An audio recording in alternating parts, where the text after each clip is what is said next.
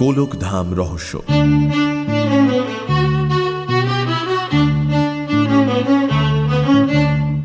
এই গল্পটি প্রথম প্রকাশিত হয় সন্দেশ পত্রিকায় 1980 সালে। প্রধান চরিত্রে ফেলুদা, তোপসে, সুবীর দত্ত, শঙ্কর দত্ত, মিস্টার দাস্তুর, মিস্টার সুখওয়ানি, সিধু জ্যাঠা, রণজিৎ, ইন্সপেক্টর বক্সি এবং নিহার দত্ত। শুরু হচ্ছে গোলকধাম রহস্য।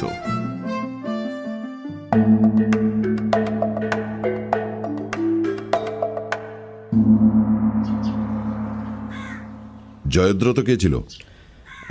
দুর্যোধনের বোন দুঃশলার স্বামী। আর জরাসন্ধ? মগধের রাজা। ধৃষ্টদ্যুম্ন? দ্রৌপদীর দাদা। অর্জুন আর যুধিষ্ঠিরের শাঁখের নাম কি? অর্জুনের দেবদত্ত, যুধিষ্ঠিরের অনন্ত বিজয়। কোন অস্ত্র ছুঁড়লে শত্রুরা মাথা গুলিয়ে সেম সাইড করে বসে? তাষ্ট্র। Very good. যাক বাবা, পাশ করেছি। ইদানিং রামায়ণ মহাভারত হলো ফেলুদার যাকে বলে স্টেপল রিডিং। সেই সঙ্গে অবশ্যই আমিও পড়ছি, আর তাতে কোনো আফসোস নেই। এ তো আর ওষুধ গেলা নয়, এ হলো একধার থেকে নন স্টপ ভুরি ভোজ, গল্পের পর গল্পের পর গল্প। ফেলুদা বলে ইংরেজিতে বইয়ের বাজারে আজকাল একটা বিশেষণ চালু হয়েছে, আনপুট ডাউনেবল। যে বই একবার পড়ব বলে পিক আপ করলে আর পুট ডাউন করবার জন্য। রামায়ণ মহাভারত হলো সেই রকম আনপুট ডাউনেবল। ফেলুদার হাতে এখন কালীপ্রসন্ন সিংহের মহাভারতের দ্বিতীয় খণ্ড, আমারটা অবশ্যই কিশোর সংস্করণ। লালমোহনবাবু বলেন ওর নাকি কৃত্তিবাসী রামায়ণের অনেকখানি মুখস্থ। ওর ঠাকুমা পড়তেন, সেই শুনে শুনে মুখস্থ হয়ে গেছে। আমাদের বাড়িতে কৃত্তিবাসের রামায়ণ নেই। ভাবছি একটা জোগাড় করে জটায়ুর স্মরণ শক্তিটা পরীক্ষা করে দেখব। ভদ্রলোক আপাতত ঘরবন্দি অবস্থায় পুজোর উপন্যাস লিখছেন, তাই দেখা সাক্ষাৎটা একটু কম। বই থেকে মুখ তুলে রাস্তার দরজাটার দিকে চাইতে হলো ফেলুদাকে। কলিং বেল বেজে উঠেছে। হিজলিতে একটা খুনের রহস্য সমাধান করে গত শুক্রবার ফিরেছে ফেলুদা। এখন আয়েশের মেজাজ, তাই বোধহয় বেলের শব্দে তেমন আগ্রহ দেখালো না। ও যা পারিশ্রমিক নেয় তাতে মাসে একটা করে কেস পেলেই ওর দিব্যি চলে যায়। জটায়ুর ভাষায় ফেলুদার জীবনযাত্রা 100% অনাড়ম্বর। এখানে বলে রাখি, জটায়ুর জিভের সামান্য জড়তার জন্য অনাড়ম্বরটা মাঝে মাঝে অনাড়ম্বর হয়ে যায়।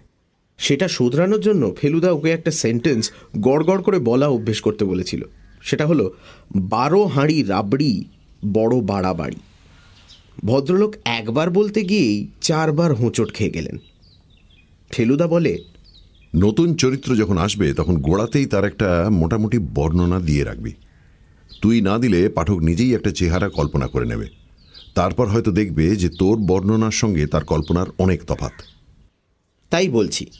ঘরে যিনি ঢুকলেন তার রং ফর্সা, হাইট আন্দাজ 5 ফুট 9 ইঞ্চি, বয়স 50-50, কানের দুপাশের চুল পাকা, থুতনির মাঝখানে একটা আঁচিল, পরনে ছাই রঙের সাফারি স্যুট। ঘরে ঢুকে যেভাবে গলা খাঁকড়ালেন তাতে একটা ইতস্তত ভাব ফুটে ওঠে। আর খাঁকড়ানির সময় ডান হাতটা মুখের কাছে উঠে আসাতে মনে হলো ভদ্রলোক একটু সাহেবী ভাবাপন্ন। সরি, অ্যাপয়েন্টমেন্ট করে আসতে পারিনি। সোফার এক পাশে বসে বললেন আগন্তুক। আমাদের ওদিকে রাস্তা খোঁড়াখুঁড়িতে লাইনগুলো সব ডেড। ফেলুদা মাথা নাড়ল। খোঁড়াখুঁড়িতে শহরের কি অবস্থা হয়েছে সেটা আমাদের সকলেরই জানা আছে। আমার নাম সুবীর দত্ত। গলা স্বরে মনে হয় দিব্যি টেলিভিশনে খবর পড়তে পারেন। আপনি তো প্রাইভেট ইনভেস্ট। আগে হ্যাঁ। আমি এসেছি আমার দাদার ব্যাপারে। ফেলুদা চুপ। মহাভারত বন্ধ অবস্থায় তার কোলের ওপরে, তবে একটা বিশেষ জায়গায় আঙুল গোঁজা রয়েছে। অবশ্যই তার আগে আমার পরিচয়টা একটু দেওয়া দরকার। আমি করবেট অ্যান্ড নরিস কোম্পানিতে সেলস এক্সিকিউটিভ। ক্যামাক স্ট্রিটের দীনেশ চৌধুরীকে বোধহয় আপনি চেনেন। উনি আমার কলেজের সহপাঠী ছিলেন। দীনেশ চৌধুরী ফেলুদার একজন মক্কেল সেটা জানতাম, আই সি। ভীষণ সাহেবী কায়দায় গম্ভীর গলায় বলল ফেলুদা। ভদ্রলোক এবার তাঁর দাদার কথায় চলে গেলেন। দাদা এককালে বায়োকেমিস্ট্রিতে খুব নাম করেছিলেন। নিহার দত্ত ভাইরাস নিয়ে রিসার্চ করছিলেন। এখানে নয়, আমেরিকায়, মিশিগান ইউনিভার্সিটিতে। ল্যাবরেটরিতে কাজ করতে করতে একটা এক্সপ্লোশন হয়। দাদার প্রাণ নিয়ে টানাটানি হয়, কিন্তু শেষে ওখানকারই হাসপাতালের এক ডাক্তার ওকে বাঁচিয়ে তোলে। তবে চোখ দুটোকে বাঁচানো যায়নি। অন্ধ হয়ে যান? অন্ধ। সেই অবস্থায় দাদা দেশে ফিরে আসেন। ওখানে থাকতেই একজন আমেরিকান মেয়েকে বিয়ে করেন। অ্যাক্সিডেন্টের পর মহিলা দাদাকে ছেড়ে চলে যান। তারপর আর দাদা বিয়ে করেননি। তার গবেষণাও তাহলে শেষ হয়নি? না, সেই দুঃখেই হয়তো দাদা প্রায় মাস ছয়েক কারোর সঙ্গে কথা বলেননি। আমরা ভেবেছিলাম হয়তো মাথা খারাপ হয়ে গেছে। শেষে ক্রমে মোটামুটি স্বাভাবিক অবস্থায় ফিরে আসেন। এখন কি অবস্থা? বিজ্ঞানে এখনো উৎসাহ আছে, সেটা বোঝা যায়। একটি ছেলেকে রেখেছেন, ওর হেল্পার বা সেক্রেটারি বলতে পারেন। সেও বায়োকেমিস্ট্রির ছাত্র। তার একটা কাজ হচ্ছে সায়েন্স ম্যাগাজিন থেকে প্রবন্ধ পড়ে শোনানো। এমনিতে যে দাদা একেবারে হেল্পলেস তা নন। বিকেলে আমাদের বাড়ির ছাদে একাই লাঠি হাতে পায়চারি করেন। এমনকি বাড়ির বাইরেও রাস্তার মোড় পর্যন্ত একাই মাঝে মাঝে হেঁটে আসেন। বাড়িতে এঘর ওঘর করার সময় ওর কোনো সাহায্যের দরকার হয় না। ইনকাম আছে কিছু? বায়োকেমিস্ট্রির উপর দাদার একটা বই বেরিয়েছিল আমেরিকা থেকে, তার থেকে একটা রোজগার আছে। ঘটনাটা কি? আগে মানে আপনার এখানে আসার কারণটা বলছি।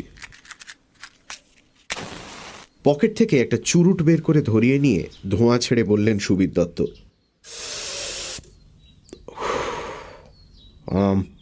দাদার ঘরে কাল রাত্রিরে চোর এসেছিল। সেটা কি করে বুঝলেন? ফেলুদা এতক্ষণে হাত থেকে মহাভারত নামিয়ে সামনের টেবিলের ওপর রেখে প্রশ্নটা করল। দাদা নিজে বোঝেননি, ওর চাকরটাও যে খুব বুদ্ধিমান তা নয়। 9টার সময় ওর সেক্রেটারি এসে ঘরের চেহারা দেখে ব্যাপারটা বুঝতে পারে। ডেস্কের দুটো দেরাজি আধখোলা, কাগজপত্র কিছু মেঝেতে ছড়ানো, ডেস্কের ওপর জিনিসপত্র ওলট পালট, এমনকি গোদরেজের আলমারির চাবির চারপাশে ঘষ্টানোর দাগ। বোঝাই যায় কেউ আলমারিটা খোলার চেষ্টা করেছে। আপনাদের পাড়ায় চুরি হয়েছে ইদানিং? হয়েছে। আমাদের বাড়ির দুটো বাড়ি পরে। পাড়ায় এখন দুটো পুলিশের লোক টহল দেয়। পাড়া বলতে বালিগঞ্জ পার্ক। আমাদের বাড়িটা প্রায় 80 বছরের পুরনো, ঠাকুরদার তৈরি। খুলনায় জমিদারি ছিল আমাদের। ঠাকুরদা চলে আসেন কলকাতায় 1890-তে। রাসায়নিক যন্ত্রপাতির ম্যানুফ্যাকচারিংয়ের ব্যবসা শুরু করেন। কলেজ স্ট্রিটে বড় দোকান ছিল আমাদের। বাবাও চালিয়েছিলেন কিছুদিন ব্যবসা। বছর 30 আগে উঠে যায়। আপনার বাড়িতে এখন লোক কজন? আগের তুলনায় অনেক কম। বাবা মা দুজনেই মারা গেছেন। আমার স্ত্রীও 75-এ। আমার দুটি মেয়ের বিয়ে হয়ে গেছে। বড় ছেলে জার্মানিতে। এখন মেম্বার বলতে আমি, দাদা আর আমার ছোট ছেলে। দুটি চাকর আর একটা রান্নার লোক আছে। আমরা দোতলায় থাকি, একতলাটা দুভাগ করে ভাড়া দিয়েছি। কারা থাকে সেখানে? সামনের ফ্ল্যাটে থাকেন মিস্টার দস্তুর, ইলেকট্রিক্যাল গুডসের ব্যবসা। পিছনে থাকেন মিস্টার সুখওয়ানি, অ্যান্টিকের দোকান আছে লিন্সে স্ট্রিটে। এদের ঘরে চোর ঢোকেনি? শুনে তো বেশ অবস্থাপন্ন বলে মনে হয়। পয়সা তো আছেই। ফ্ল্যাটগুলোর ভাড়া 2500 করে। সুখওয়ানির ঘরে দামি জিনিস আছে বলেও দরজা বন্ধ করে শোয়। দস্তুর বলে বন্ধ করে ওর সাফোকেশন হয়। চোর আপনার দাদার ঘরে ঢুকেছিল কি নিতে অনুমান করতে পারেন? দেখুন, দাদার অসমাপ্ত গবেষণার কাগজপত্র দাদার আলমারিতেই থাকে, আর সেগুলো যে অত্যন্ত মূল্যবান তাতে কোনো সন্দেহ নেই। অবশ্যই সাধারণ চোর আর তার মূল্য কি বুঝবে। আমার ধারণা চোর টাকা নিতেই ঢুকেছিল। অন্ধ লোকের ঘরে চুরির একটা সুবিধে আছে, সেটা তো বুঝতেই পারেন। বুঝেছি, বলল ফেলুদা। অন্ধ মানে বোধহয় ব্যাংক অ্যাকাউন্ট নেই, কারণ চেক সই করা তো। ঠিক বলেছেন। বই বাবদ দাদা যা টাকা পান সব আমার নামে আসে, আমার অ্যাকাউন্টে জমা পড়ে। তারপর আমি চেক কেটে টাকা তুলে দাদাকে দিয়ে দিই। সেই ব্যাংকের টাকা সব ওই গোদরেজের আলমারিতেই থাকে। আমার আন্দাজ 1030 টাকা ওই আলমারিতে রয়েছে। চাবি কোথায় থাকে? যতদূর জানি দাদার বালিশের নিচে। বুঝতেই পারছেন, দাদা অন্ধ বলেই দুশ্চিন্তা। রাত্রিরে দরজা খুলে শোন, চৌকাঠের বাইরে শোয়ে চাকর কৌমুদি, যাতে মাঝরাত্রিরে প্রয়োজনে ডাক দিলে আসতে পারে। ধরুন যদি তেমন বেপরোয়া চোর হয় আর চাকরের ঘুম না ভাঙে, তাহলে তো দাদার আত্মরক্ষার কোনো উপায় থাকে না। অথচ পুলিশে উনি খবর দেবেন না, বলে ওরা কেবল জানে জেরা করতে, কাজের বেলায় ডুডু, সব বেটা ঘুষখোর ইত্যাদি ইত্যাদি। তাই আপনার কথা বলতে উনি রাজি হলেন। আপনি যদি একবারটি আমাদের বাড়িতে আসেন, তাহলে অন্তত প্রিভেনশনের ব্যাপারে কি করা যায় সেটা একটু ভেবে দেখতে পারেন। এমনকি বাইরের চোর না ভেতরের চোর সেটাও একবার। ভেতরের চোর? আমি আর ফেলুদা দুজনেই উৎকর্ণ, মানে কান খাড়া। ভদ্রলোক চুরুটের ছাই অ্যাশট্রেতে ফেলে গলাটা যতটা পারা যায় খাদে নামিয়ে এনে বললেন, দেখুন মশাই, আমি স্পষ্ট বক্তা। আপনার কাছে যখন এসেছি তখন জানি ঢেকে ঢুকে কথা বললে আপনার কোনো সুবিধা হবে না। প্রথমত, আমাদের দুজন ভাড়াটের একটিকেও আমার খুব পছন্দ না। সুখানি এসেছে বছর 3 হলো। আমি নিজে জানি না, কিন্তু যারা পুরনো আর্টের জিনিস টিনিস কেনে তেমন লোকের কাছে শুনেছি সুখানি লোকটা সিধে নয়, পুলিশের নজর আছে ওর ওপরে। আর অন্য ভাড়াটে? দস্তুর এসেছে মাস 4 হলো। ও ঘরটায় আমার বড় ছেলে থাকতো। সে পার্মানেন্টলি দেশের বাইরে, ডুসেলডর্ফে একটা ইঞ্জিনিয়ারিং ফার্মে চাকরি করে, জার্মান মেয়ে বিয়ে করেছে। দস্তুর লোকটা সম্বন্ধে বদনাম শুনিনি, তবে সে এত অতিরিক্ত রকম চাপা যে সেটাই সন্দেহের কারণ হয়ে দাঁড়ায়। আর ভদ্রলোক থামলেন, তারপর বাকি কথাটা বললেন মুখ নামিয়ে, দৃষ্টি ছাইদানিটার দিকে রেখে। শঙ্কর, আমার ছোট ছেলে, একেবারে সংস্কারের বাইরে চলে গেছে। ভদ্রলোক আবার চুপ। ফেলুদা বলল, কত বড় ছেলে? 23 বছর বয়স। গত মাসে জন্মতিথি গেল, যদিও তার মুখ দেখিনি সেদিন। কি করে? নেশা, জুয়া, ছিনতাই, গুন্ডাগিরি কোনোটাই বাদ নেই। পুলিশের খপ্পরে পড়েছে 3 বার, আমাকেই গিয়ে ছাড়িয়ে আনতে হয়েছে। আমাদের পরিবারের একটা খ্যাতি আছে, সেটা তো বুঝতেই পারছেন। তাই নাম করলে এখনো কিছুটা ফল পাওয়া যায়, কিন্তু সে নাম আর কতদিন টিকবে জানি না। চোর যেদিন আসে সেদিনও বাড়িতে ছিল? রাত্রিরে খেতে এসেছিল, সেটাও রোজ আসে না। তারপর আর দেখিনি। ঠিক হলো আজই বিকেলে আমরা একবার যাব বালিগঞ্জ পার্কে। কেসটাকে এখনো ঠিক কেস বলা যায় না, কিন্তু আমি জানি বিস্ফোরণে অন্ধ হয়ে যাওয়া বৈজ্ঞানিকের ব্যাপারটা ফেলুদার মন টেনেছে। তার মাথায় নিশ্চয়ই ঘুরছে ধৃতরাষ্ট্র। খবরের কাগজের কাটিংয়ের 22 নম্বর খাতা থেকে মিশিগান বিশ্ববিদ্যালয়ের ল্যাবরেটরিতে বিস্ফোরণে উদীয়মান বাঙালি জীব রাসায়নিক নিহার রঞ্জন দত্তর চোখ নষ্ট হয়ে যাওয়ার খবরটা খুঁজে বার করে দিতে সিধু জ্যাঠার লাগলো 3.5 মিনিট। তার মধ্যে অবশ্যই 2 মিনিট গেল ফেলুদা একদিন ডুব মেরে থাকার জন্য তাকে ধমকানিতে। সিধু জ্যাঠা আমাদের সত্যি জ্যাঠা না হলেও আত্মীয়র বাড়া। কোনো অতীতের ঘটনার বিষয়ে জানতে হলে ফেলুদা ন্যাশনাল লাইব্রেরিতে না গিয়ে সিধু জ্যাঠার কাছে যায়। তাতে কাজ হয় অনেক বেশি তাড়াতাড়ি আর অনেক বেশি ফুর্তিতে। ফেলুদা প্রসঙ্গটা তুলতেই সিধু জ্যাঠা ভুরু কুঁচকে বললেন, নিহার দত্ত যে ভাইরাস নিয়ে রিসার্চ করছিল, এক্সপ্লোশনে চোখ হারায়। বাপরে বাপ, কি স্মৃতিশক্তি! বাবা বলেন শ্রুতিধর, ফেলুদা বলে ফটোগ্রাফিক মেমরি। একবার কোনো ইন্টারেস্টিং খবর পড়লে বা শুনলে তৎক্ষণাৎ মগজে চিরকালের মতো ছাপা হয়ে যায়। কিন্তু সে তো একা ছিল না। এই খবরটা নতুন। একা ছিল না মানে? ফেলুদা প্রশ্ন করল। তার মানে যদ্দূর মনে পড়ছে, সিধু জ্যাঠা ইতিমধ্যে তার বুক শেলফের সামনে গিয়ে খবরের কাটিংয়ের খাতা টেনে বার করেছেন। এই গবেষণায় তার একজন পার্টনার ছিল। এই যে। 22 নম্বর খাতার একটা পাতা খুলে সিধুজাটা খবরটা পড়লে। 1962 খবর।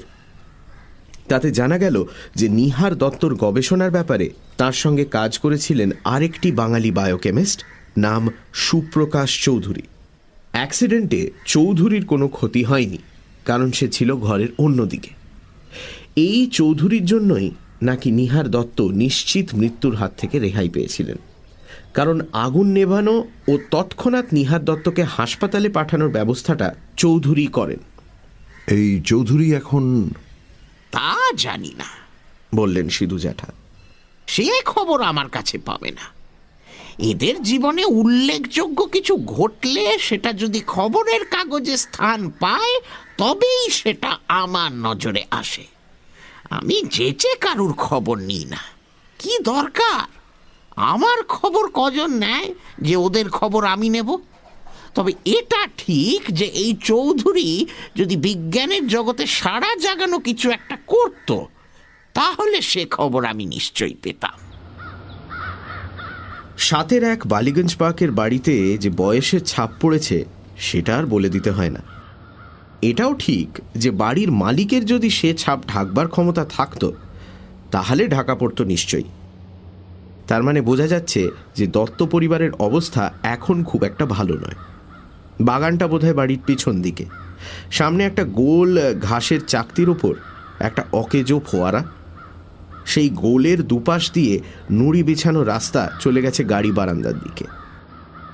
গেটের গায়ে শ্বেতপাথরের ফলকে গোলকধাম দেখে ফেলুদা কৌতূহল প্রকাশ করাতে সুবীরবাবু বললেন যে ওর ঠাকুরদার নাম ছিল গোলক বিহারী দত্ত।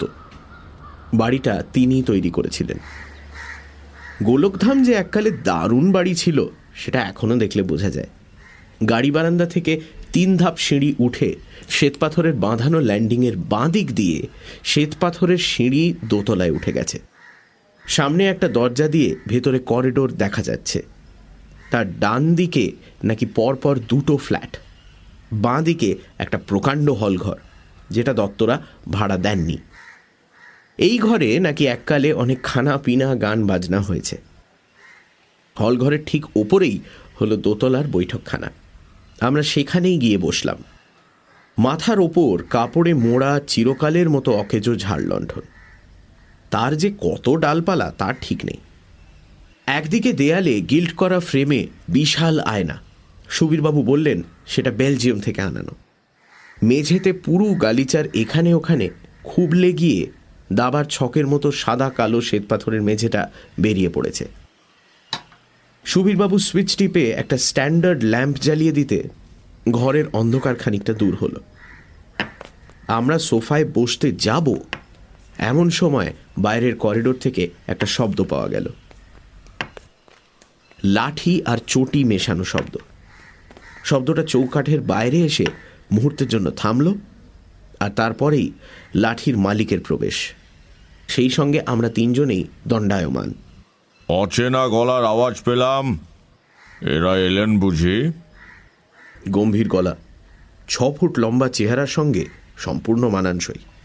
এনার চুল সব পাকা, কিছুটা এলোমেলো। চোখে কালো চশমা, পরনে আদ্দির পাঞ্জাবি আর সিল্কের পায়জামা। বিস্ফোরণ যে শুধু চোখই নষ্ট করেনি, মুখের অন্যান্য অংশেও তার ছাপ রেখে গেছে সেটা ল্যাম্পের চাপা আলোতেও বোঝা যাচ্ছে। সুবীরবাবু দাদাকে সাহায্য করতে এগিয়ে এলেন। বসো দাদা। বসছি, আগে এদের বসাও। নমস্কার। ফেলুদা বলল। আমার নাম প্রদোষ মিত্র। আমার বাঁ পাশে আমার কাজিন তপেশ। আমিও খাটো গলায় একটা নমস্কার বলে দিলাম। শুধু হাত জোড় করাটা তো অন্ধলোকের কাছে মাঠে মারা যাবে। আমারই মতো হাইট বলে মনে হচ্ছে মৃত্যুর মশাইয়ের, আর কাজিন বোধ করি 5-7 কি 7.5। আমি 5-7 বলে ফেললেন তপেশ রঞ্জন মিত্র। মনে মনে ভদ্রলোকের আন্দাজের তারিফ না করে পারলাম না। বসুন এবং বসো বলে ভাইয়ের সাহায্য না নিয়েই আমাদের সামনের সোফায় বসে পড়লেন নিহার দত্ত। চায়ের কথা বলেছ? বলেছি, বললেন সুবীর দত্ত। ফেলুদা অভ্যেস মতো ভনিতা না করে সোজা কাজের কথায় চলে গেল। আপনি যে রিসার্চ করছিলেন সে ব্যাপারে বোধহয় আপনার একজন পার্টনার ছিল, তাই না? সুবীরবাবুর উসখুসে ভাব দেখে বুঝলাম এ ব্যাপারটা তিনিও জানতেন এবং আমাদের না বলার জন্য অপ্রস্তুত বোধ করছেন। পার্টনার নয়, বললেন নিহার দত্ত। অ্যাসিস্ট্যান্ট সুপ্রকাশ চৌধুরী। সে আমেরিকাতেই পড়াশোনা করেছিল। পার্টনার বললে বেশি বলা হবে। আমাকে ছাড়া তার এগোনোর পথ ছিল না। তিনি এখন কোথায় বা কি করছেন সে খবর জানেন? না অ্যাক্সিডেন্টের পর তিনি আপনার সঙ্গে যোগাযোগ রাখেননি? না, এটুকু বলতে পারি যে তার একাগ্রতার অভাব ছিল। বায়োকেমিস্ট ছাড়াও অন্য 5 রকম ব্যাপারে তার ইন্টারেস্ট ছিল। বিস্ফোরণটা কি অসাবধানতার জন্য হয়? আমি নিজে সজ্ঞানে কখনো অসাবধান হইনি। চা এলো। ঘরটা কেমন যেন থমথম করছে। সুবীরবাবুর দিকে আর চোখে দেখলাম, তাঁরও যেন তটস্থ ভাব। ফেলুদা এক দৃষ্টে চেয়ে আছে কালো চশমাটার দিকে। চায়ের সঙ্গে সিঙাড়া আর রাজভোগ। আমি প্লেটটা হাতে তুলে নিলাম। ফেলুদার যেন খাওয়ার ব্যাপারে কোনো আগ্রহ নেই। ও একটা চারমিনার ধরিয়ে নিয়ে বলল, আপনি যে ব্যাপারটা নিয়ে গবেষণা করছিলেন সেটা তাহলে অসমাপ্তই রয়ে গেছে? সেদিকে কেউ অগ্রসর হলে খবর পেতাম নিশ্চয়ই। সুপ্রকাশবাবু সে নিয়ে আর কোনো কাজ করেননি সেটা আপনি জানেন? এটুকু জানি যে আমার নোটস ছাড়া তার কিছু করার ক্ষমতা ছিল না। গবেষণার শেষ পর্বের নোটস আমার কাছে ছিল, আমার ব্যক্তিগত লকারে। তার নাগাল পাওয়া বাইরের কারুর সাধ্যি ছিল না। সেসব কাগজপত্র আমার সঙ্গেই দেশে ফিরে আসে, আমার কাছেই আছে। এটা জানি যে গবেষণা সফল হলে নোবেল প্রাইজ এসে যেত আমার হাতের মুঠোয়। ক্যান্সারের চিকিৎসার একটা রাস্তা খুলে যেত। ফেলুদা চায়ের পেয়ালাটা তুলে নিয়েছে। আমিও ইতিমধ্যে চুমুক দিয়ে বুঝেছি এ চা ফেলুদার মতো খুঁতখুঁতে লোককেও খুশি করবে। কিন্তু চুমুক দিয়ে তার মুখের অবস্থা কি হয় সেটা আর দেখা হলো না। ঘরের বাতি নিভে গেল। লোডশেডিং। কদিন থেকে ঠিক এই সময়টাতেই যাচ্ছে। সোফা ছেড়ে উঠে পড়ে বললেন সুবীরবাবু। কৌমুদি! বাইরে এখনো অল্প আলো রয়েছে। সেই আলোতেই সুবীরবাবু চাকরের খোঁজে ঘর থেকে বেরিয়ে গেলেন। বাতি গেল বুঝি? প্রশ্ন করলেন নিহার দত্ত। তারপর একটা দীর্ঘশ্বাস ফেলে বললেন, এতে আমার কিছু এসে যায় না। গ্র্যান্ডফাদার ক্লকটা ঠিক এই সময় আমাদের চমকে দিয়ে বেজে উঠল। 6টা। সুবীরবাবু ফিরলেন। পেছনে মোমবাতি হাতে চাকর কৌমুদি। মাঝের টেবিলে মোমবাতি রাখায় সকলের মুখ আবার দেখা যাচ্ছে। নিহারবাবুর কালো চশমার 2 কাঁচে 2টি কম্পমান হলদে বিন্দু, মোমবাতির শিখার ছায়া। ফেলুদা চায়ে আর একটা চুমুক দিয়ে আবার চশমার দিকে চেয়ে বলল, আপনার গবেষণার নোটস যদি অন্য কোনো বায়োকেমিস্টের হাতে পড়ে তাহলে তার পক্ষে সেটা লাভজনক হবে কি? নোবেল প্রাইজটা যদি লাভ বলে মনে করেন তাহলে হতে পারে বই কি। আপনার কি মনে হয় এই কাগজপত্র চুরি করার জন্য চোর আপনার ঘরে ঢুকেছিল? সেরকম মনে করার কোনো কারণ নেই। আরেকটা প্রশ্ন, আপনার এই নোটসের কথা আর কে জানে? বৈজ্ঞানিক মহলে অনেকেই এটার অস্তিত্ব অনুমান করতে পারে, আর জানে আমার বাড়ির লোকেরা আর আমার সেক্রেটারি রণজিৎ। বাড়ির লোক বলতে কি একতলার 2 ফ্ল্যাটের বাসিন্দাদের কথাও বলছেন? তারা কি জানে না জানে তা আমি জানি না। এরা ব্যবসাদার লোক, জানলেও কোনো ইন্টারেস্ট হওয়ার কথা না। অবশ্যই আজকাল তো সব জিনিস নিয়েই ব্যবসা চলে, এ ধরনের কাগজপত্র নিয়েই বা চলবে না কেন? বিজ্ঞানী হলেই তো আর ধর্মপুত্র যুধিষ্ঠির হয় না। নিহারবাবু উঠে পড়লেন, সেই সঙ্গে আমরাও। আপনার ঘরটা একবার দেখতে পারি কি? ফেলুদা প্রশ্ন করল। ভদ্রলোক চৌকাঠের মুখে থেমে গিয়ে বললেন, দেখবেন বই কি, সুবীর দেখিয়ে দেবে। আমি ছাতে সান্ধ্য ভ্রমণটা সেরে আসি। করিডোরে বেরিয়ে এলাম চারজনে। অন্ধকার আরো ঘনিয়ে এসেছে। করিডোরের ডাইনে বাঁয়ে ঘরগুলোর ভিতর থেকে মোমবাতির ক্ষীণ আলো বাইরে এসে পড়েছে। নিহারবাবু লাঠি ঠকঠক করে ছাতের সিঁড়ির দিকে এগিয়ে গেলেন। শুনলাম তিনি বলছেন, স্টেপ গোনা আছে, 17 স্টেপ গিয়ে বাঁয়ে ঘুরে সিঁড়ি, 7 + 8 15 ধাপ উঠে ছাদ। প্রয়োজন হলে খবর দেবেন। নিহারবাবুর বেশ বড় ঘরের একপাশে অনেকখানি জুড়ে পুরনো আমলের খাট। খাটের পাশে একটা ছোট গোল টেবিল, তাতে ঢাকনি চাপা গেলাসে জল, আর তার পাশে রাংতায় মোড়া গোটা 10 বড়ি, বোধহয় ঘুমের ওষুধ। এই টেবিলের পাশে জানলার সামনে একটা আরাম কেদারা, তার পিঠে অনেক দিনের ব্যবহারের ফলে বেতের বুননিতে কালশিটে পড়ে গেছে। মনে হলো এই আরাম কেদারাতেই বেশিরভাগ সময় কাটান নিহারবাবু।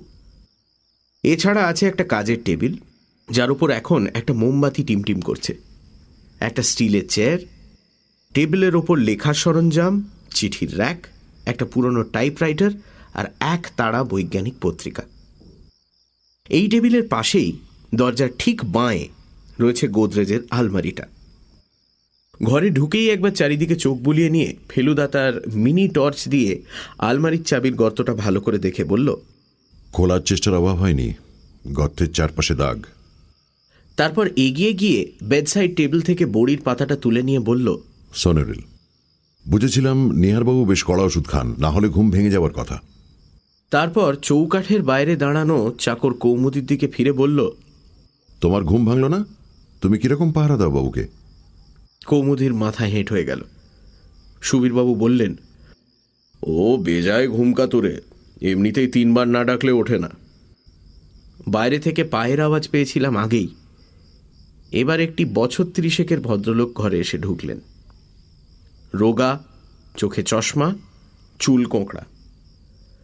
সুবীরবাবু আলাপ করিয়ে দিতে বুঝলাম ইনি নিহারবাবুর সেক্রেটারি, নাম রণজিৎ বন্দ্যোপাধ্যায়। কে জিতল? ফেলুদার অপ্রত্যাশিত প্রশ্ন করা হয়েছে সেক্রেটারি মশাইকে। রণজিৎবাবুর ফ্যালফ্যালে ভাব দেখে ফেলুদা হেসে বলল, আপনার পাতলা টেরিলিনের শার্টের পকেটে স্পষ্ট দেখতে পাচ্ছি খেলার টিকিটের কাউন্টার ফয়েল। তার উপর রোদে মুখ ঝলসানো, লিগের বড় খেলা দেখে এলেন, সেটা অনুমান করাটা কি খুব কঠিন? ইস্ট বেঙ্গল, হেসে বললেন রণজিৎবাবু। সুবীরবাবুর মুখেও তারিফ আর বিস্ময় মেশানো হাসি। আপনি এখানে কতদিন কাজ করছেন? 4 বছর। নিহারবাবু তার বিস্ফোরণের ঘটনার বিষয়ে কখনো কিছু বলেছেন? আমি জিজ্ঞেস করেছিলাম, বললেন রণজিৎবাবু। কিন্তু উনি খুলে কিছু বলতে চাননি। তবে চোখ গিয়ে যে সাংঘাতিক ক্ষতি হয়েছে সেটা উনি মাঝে মাঝে নিজের অজান্তেই বলে ফেলেন। আর কিছু বলেন? রণজিৎবাবু একটু ভেবে বললেন, একটা কথা বলতে শুনেছি, উনি যে এখনো বেঁচে আছেন তার কারণ হলো ওর একটা কাজ এখনো অসমাপ্ত রয়ে গেছে। সেটা কি কাজ আমি জিজ্ঞেস করতে সাহস পাইনি। মনে হয় উনি এখনো আশা রাখেন যে ওর গবেষণাটা উনি শেষ করবেন। নিজে তো আর পারবেন না, অন্য কাউকে দিয়ে করাবেন, এটাই হয়তো ভেবেছেন, তাই নয় কি? তাই বোধ হয়। আপনার এখানে ডিউটি কতক্ষণ? এই 9টায় আসি, 6টায় যাই। আজ খেলা দেখার জন্য তাড়াতাড়ি ছুটি চেয়ে নিয়েছিলাম, উনি আপত্তি করেননি। তবে বাইরে গেলেও সন্ধেবেলা আমি একবার এখানে হয়ে যাই, যদি ওর কোনো। গোদরেজের চাবি কোথায় থাকে? ফেলুদা হঠাৎ প্রশ্ন করল। টাকা আর গবেষণার নোটস কি অবস্থায় থাকে সেটা একবার দেখে নিতে চাই। ওই বালিশের নিচে। ফেলুদা এগিয়ে গিয়ে বালিশের তলায় হাত ঢুকিয়ে 5টা চাবি সমেত একটা রিং বার করল। তারপর তা থেকে প্রয়োজনীয় চাবিটা বেছে নিয়ে আলমারি খুলল। টাকা কোথায় থাকে? ওই দেরাজে। রণজিৎবাবু আঙুল দেখালেন। ফেলুদা দেরাজটা টেনে খুলল। সে কি? রণজিৎবাবুর চোখ কপালে। মোমবাতির আলোতেই বুঝলাম তার মুখ ফ্যাকাশে হয়ে গেছে। দেরাজের মধ্যে একটা পাকানো কাগজ। খুলে দেখা গেল সেটা কুষ্ঠি, আর একটা কাশ্মীরি কাঠের বাক্সে কিছু পুরনো চিঠিপত্র। আর কিচ্ছু নেই। এ কি করে হয়? রণজিৎবাবুর গলা দিয়ে যেন আওয়াজ বেরোতে চাইছে না। 3টে বান্ডিল করা 100 টাকার নোট, সব মিলিয়ে প্রায় 33,000। গবেষণার কাগজপত্র কি এই অন্য দেরাজটায়? রণজিৎবাবু মাথা নাড়লেন। ফেলুদা দ্বিতীয় দেরাজটা খুলল। এটা একেবারেই খালি। বাইরে পায়ের শব্দ। নিহারবাবু ছাদ থেকে নামছেন। মিশিগান ইউনিভার্সিটির একটা লম্বা শিলমোহর লাগানো খামে ছিল গবেষণার নোটস। রণজিৎবাবুর গলা খটখটে শুকনো। আজ সকালে ছিল টাকা আর কাগজপত্র? আমি নিজে দেখেছি, বললেন সুবীরবাবু। 100 টাকার নোটের নম্বরগুলো সব নোট করা আছে। দাদাই এ ব্যাপারে ইনসিস্ট করতেন। ফেলুদা থমথমে ভাব করে বলল, তার মানে গত মিনিট 15-র মধ্যে, অর্থাৎ লোডশেডিং হবার পরেই ব্যাপারটা ঘটেছে। আমরা যখন বৈঠকখানায় ছিলাম তখন। নিহারবাবু ঢুকলেন ঘরে। তার মুখ দেখে বুঝলাম তিনি বাইরে থেকে সব শুনেছেন। আমরা পথ করে দিতে ভদ্রলোক এগিয়ে গিয়ে তার আরাম কেদারায় বসলেন। তারপর দীর্ঘশ্বাস ফেলে বললেন, বোঝো, গোয়েন্দা নাকের সামনে দিয়ে নিয়ে গেল। সামনে সিঁড়ি ছাড়া দোতলায় ওঠার অন্য কোনো সিঁড়ি আছে? নিহারবাবুর ঘর থেকে করিডোরে বেরিয়ে এসে সুবীরবাবুকে জিজ্ঞেস করল ফেলুদা। সুবীরবাবু বললেন, জমাদারের সিঁড়ি আছে পেছন দিকে। লোডশেডিং কি রোজই এই সময় হয়? তা দিন 10 হলো হচ্ছে। অনেকে তো ঘড়ি মেলাতে শুরু করেছে। 6টায় যায়, আসে 10টায়। ভাবতে চেষ্টা করলাম ফেলুদার গোয়েন্দা জীবনে এরকম অদ্ভুত ঘটনা আর ঘটেছে কিনা। একটাও মনে পড়ল না। নিচের বাসিন্দারা কেউ ফিরেছেন কি? সিঁড়ির মুখটায় এসে ফেলুদা প্রশ্ন করল। সেটা একবার খোঁজ করা যেতে পারে, বললেন সুবীরবাবু। মোটামুটি এই সময়টাতেই আসে। নিচের ল্যান্ডিংয়ে সিঁড়ির উল্টো দিকে মিস্টার দস্তুরের ঘরের দরজা। সেটা এখন বন্ধ, আর ঘর যে অন্ধকার সেটা বাইরে থেকেই বোঝা যাচ্ছে। সুখওয়ানির ঘরে যেতে হলে পেছন দিক দিয়ে যেতে হবে, বললেন সুবীরবাবু। বাড়ির পূব দিক দিয়ে গিয়ে বাগানের পাশের পথ দিয়ে সুখওয়ানির ঘরের দিকে এগোলাম আমরা। ঘরে ফ্লোরেসেন্ট আলো জ্বলছে, ব্যাটারি লাইট, যেমন আজকাল চালু হয়েছে। পায়ের আওয়াজ শুনে ভদ্রলোক বারান্দায় বেরিয়ে এলেন। ফেলুদার টর্চের আলো দেখতে পাচ্ছেন, অথচ মানুষগুলো কে বোঝার উপায় নেই। সুবীরবাবু ইংরেজিতে প্রশ্ন করলেন, একটু আসতে পারি কি? গলা চিনতে পেরে ভদ্রলোকের চাহনি পাল্টে গেল। Certainly certainly. ফেলুদার পরিচয় পেয়ে ভদ্রলোক ব্যস্ত হয়ে উঠলেন। ইউ সি মিস্টার মিটার, আমার ঘর ভর্তি ভ্যালুয়েবল জিনিস। চুরির কথা শুনলে আমার হৃদকম্প হয়। আজ সকালে যখন শুনলাম যে রাত্রে চোর এসেছিল, বুঝতেই পারছেন তখন আমার কি মনের অবস্থা।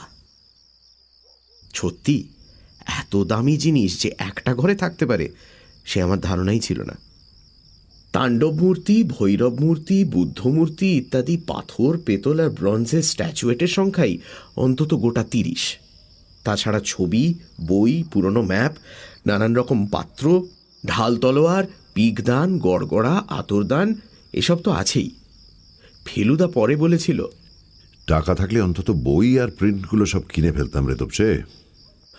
ভদ্রলোককে জিজ্ঞেস করাতে তিনি বললেন তিনি নাকি লোডশেডিংয়ের ঠিক 10 মিনিট আগে ফিরেছেন। এই 10 মিনিটের মধ্যে কেউ এদিকটা এসেছিল কি? দোতলায় যাবার একটা সিঁড়ি রয়েছে আপনার ঘরের পেছনেই, ওদিক দিয়ে কোনো আওয়াজ পেয়েছিলেন? ভদ্রলোক বললেন উনি এসেই স্নানের ঘরে ঢুকেছিলেন। আর তাছাড়া এই অন্ধকারে দেখার প্রশ্ন উঠছে কি করে? ভালো কথা। আপনারা কি বাইরের লোককে সন্দেহ করছেন? কেন বলুন তো? আপনারা মিস্টার দস্তুরের সঙ্গে কথা করেছেন? ভাবটা যেন আমরা দস্তুরের সঙ্গে কথা বললেই বুঝে যাব যে তাকে ছাড়া আর কাউকে সন্দেহ করা চলতে পারে না। ফেলুদা কিছু বলার আগেই ভদ্রলোক বললেন, he is a most peculiar character. আমি জানি আমার প্রতিবেশী সম্বন্ধে এরকম কথা বলা উচিত নয়, কিন্তু আমি ওকে কিছুদিন থেকে ওয়াচ করছি। গোড়ায় আলাপ হওয়ার আগে শুধু ওর নাক ডাকার শব্দ পেতাম ওর জানলা দিয়ে। আমার বিশ্বাস সে শব্দ দোতলা অবধি পৌঁছে যায়। সুবীরবাবুর ঠোঁটের কোণে হাসি দেখে মনে হলো সুখমানি খুব বাড়িয়ে বলেনি। তারপর আলাপ হয় যখন একদিন সকালে ও আমার টাইপরাইটার ধার নিতে আসে। আমার ঘরের জিনিসপত্র দেখে যেরকম লোলুপ দৃষ্টি দিচ্ছিল সেটা আমার মোটেই ভালো লাগেনি। সাধারণ কৌতূহল বসে জিজ্ঞেস করলাম ও কি করে। বলল ইলেকট্রিক্যাল গুডসের ব্যবসা। আরে বাবা, তাই যদি হয় তাহলে এই লোডশেডিং এর বাজারে ঘরে একটা ব্যাটারি লাইট আর পাখার ব্যবস্থা করেনি কেন? সমস্ত ব্যাপারটাই সন্দেহজনক। ভদ্রলোক থামলেন আর আমরা সেই ফাঁকে উঠে পড়লাম। ফেলুদা বেরোবার আগে বলল, অস্বাভাবিক কিছু দেখলে মিস্টার দত্তকে জানালে আমাদের কাজের খুব সুবিধে হবে। পূবের গলিটা দিয়ে বাড়ির সামনের দিকে এগোনোর সময় একটা ট্যাক্সির হর্ন পেয়েছিলাম। এবার দেখলাম একজন ভদ্রলোক নুড়ি ফেলা পথের উপর দিয়ে গাড়ি বারান্দার দিকে এগিয়ে আসছেন। আবছা আলোতেও দেখতে পাচ্ছি ভদ্রলোক মাঝারি হাইটের এবং মোটা, পরনে খয়েরি টেরিলিনের স্যুট, পরিচ্ছন্ন করে ছাটা কাঁচা পাকা মেশানো ফ্রেঞ্চ কাট দাড়ি। রংটা বোধহয় বেশ ফর্সাই।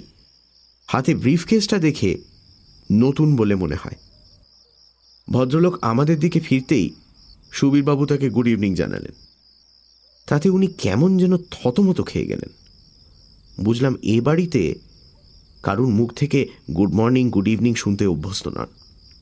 Good evening mister Dutt. অদ্ভুত খ্যানখ্যানে গলার স্বর।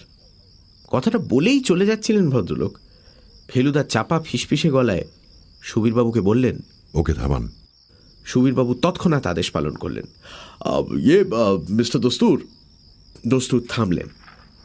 সুবীরবাবুর সঙ্গে সঙ্গে আমরাও এগিয়ে গেলাম। সুবীরবাবু সংক্ষেপে আজকের ঘটনাটা বলতে ভদ্রলোকের চোখ ছানা বড়া হয়ে গেল। এইমাত্র কয়েক মিনিটের মধ্যে এত ঘটনা ঘটে গেল। Your brother must be terribly upset. Feluda বলেছিল যে অস্বাভাবিক মানসিক অবস্থায় মানুষের গলার স্বর এত বদলে যেতে পারে যে অনেক সময় চেনাই যায় না। মিস্টার দস্তুর ইংরেজিতে আতঙ্ক ও বিস্ময় মেশানো স্বরে এই কথাগুলো বলার সময় লক্ষ্য করলাম যে খ্যানখ্যানে ভাবটা একেবারেই নেই। প্রায় মনে হয় যেন আরেকজন মানুষ কথাটা বলল। আপনি যখন এলেন তখন কাউকে বেরোতে দেখলেন এই বাড়ি থেকে? কই না তো। অবশ্যই এমনও হতে পারে যে অন্ধকারে দেখতে পাইনি। থ্যাংক গড যে আমার ঘরে কোনো মূল্যবান জিনিস নেই। কে? প্রশ্নটা এলো দোতলার ল্যান্ডিং থেকে। নিহার বাবুর গলা। আমরা সবাই গাড়ি বারান্দার সিঁড়ির কাছটায় দাঁড়িয়ে কথা বলছিলাম। এবার ভেতরে ঢোকে ওপরে চেয়ে দেখলাম অন্ধকারেও নিহারবাবুর কালো চশমাটা চকচক করছে। ইটস মি মিস্টার ডাট। দৃষ্টি ওপরে করে বললেন দস্তুর। আপনার ভাই এইমাত্র আপনার লসের কথাটা বলল। আমি আপনাকে আমার সহানুভূতি জানাচ্ছি। চশমাটা সরে গেল আর তারপরেই মিলিয়ে এলো চটি আর লাঠির শব্দ। আপনারা একটু বসে যাবেন না আমার ঘরে? সারাদিন কাজের পর একটু সঙ্গ পেলে ভালোই লাগে। ফেলুদা আপত্তি করল না। তার কারণ অবশ্যই আমি জানি। যে বাড়িতে ক্রাইম ঘটেছে সে বাড়ির লোকেদের চিনে রাখা গোয়েন্দার গোড়ার কাজ। সুখওয়ানির ঘরের পর মিস্টার দস্তুরের বৈঠকখানার ন্যাড়া ভাবটা সত্যিই দেখবার মতো। আসবাব বলতে একটা সোফা, দুটো কাউচ, একটা রাইটিং ডেস্ক আর একটা বুকশেলফ। সোফার সামনে একটা নিচু টেবিল আছে বটে, তবে সেটা নেহাতি ছোট। তারই ওপর একটা মোমবাতি রাখা ছিল। ফেলুদা সেটা ও লাইটার দিয়ে জ্বালিয়ে দিল। এখন দেখলাম দেয়ালে একটি মাত্র ক্যালেন্ডার ছাড়া আর কিছুই নেই। ভদ্রলোক ভিতর দিকে গিয়েছিলেন বোধহয় চাকরকে ডাকতে। ফিরে আসতে ফেলুদা তাকে একটা সিগারেট অফার করল। No thanks. ক্যান্সারের ভয়ে ধূমপানটা বছর 3 হলো ছেড়ে দিয়েছি। অন্যের ধূমপানে আশা করি আপত্তি নেই। আপনার অ্যাস্ট্রেতে অলরেডি একটা আধ খাওয়া সিগারেট পড়ে আছে।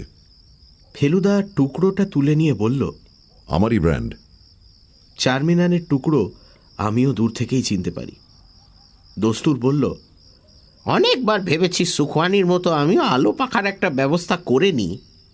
তারপর যখন মনে হয়েছে যে কলকাতায় 90% লোককে গরম আর অন্ধকার ভোগ করতে হচ্ছে, তখন মনটা খারাপ হয়ে যায়।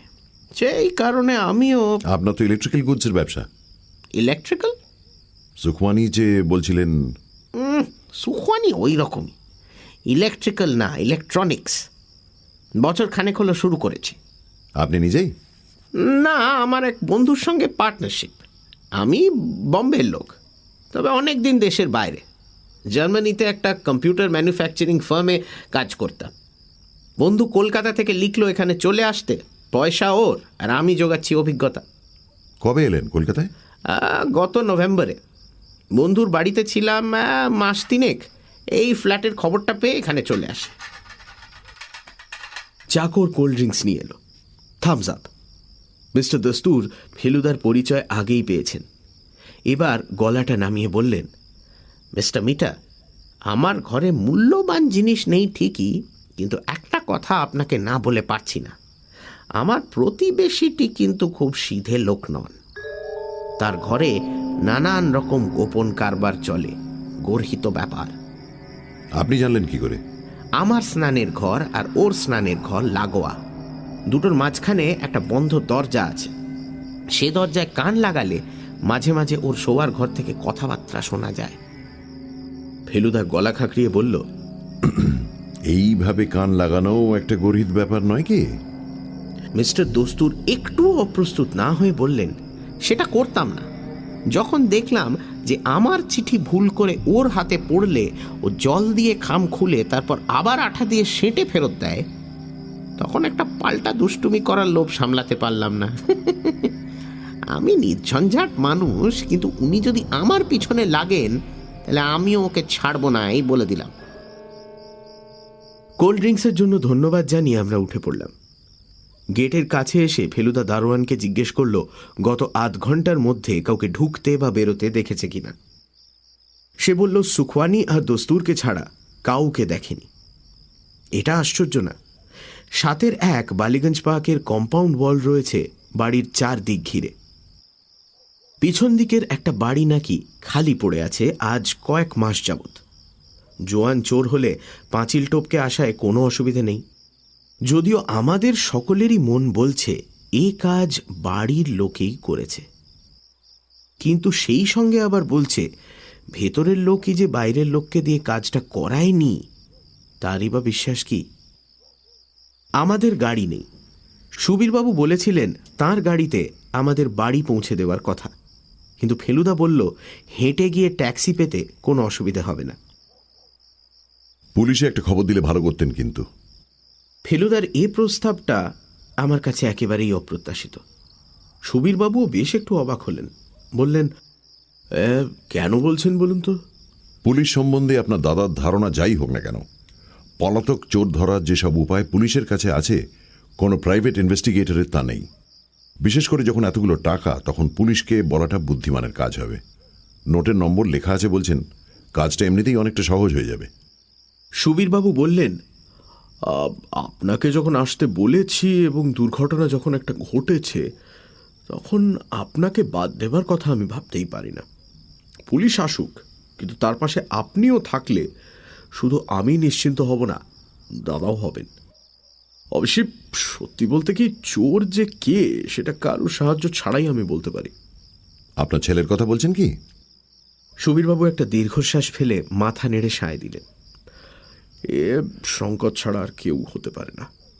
সে জানে এ পাড়ায় 6টায় বাতি নিভে যায়। ডানপিটের ছেলে, পাঁচিল টপকানো তার কাছে কিছুই না। তারপর পেছনের সিঁড়ি দিয়ে উঠে এসে জ্যাঠার ঘরে ঢুকে আলমারি খোলা, এসবই তো তার কাছে নস্যি। কিন্তু নিহারবাবুর গবেষণার কাগজপত্র নিয়ে সে কি করবে? বৈজ্ঞানিক মহলে কি তার খুব যাতায়াত আছে? সেটা দরকার কি বলুন? সে তো সেই কাগজপত্রের বিনিময়ে তার জ্যাঠার কাছ থেকেই টাকা আদায় করতে পারে। এই কাগজপত্রের দাম যে দাদার কাছে কতখানি তা সে খুব ভালোভাবেই জানে। এই অল্প সময়ের মধ্যে এত রকম ঘটনা ঘটার ফলে মাথাটা ভোঁ ভোঁ করছিল। তারপরেও একই দিনে যে আরও কিছু ঘটতে পারে সেটা ভাবতেই পারিনি। অবশ্যই সেটার কথা বলার আগে বাড়ি ফিরে এসে ফেলুদা আর আমার মধ্যে যে কথা হয়েছিল সেটা বলা দরকার।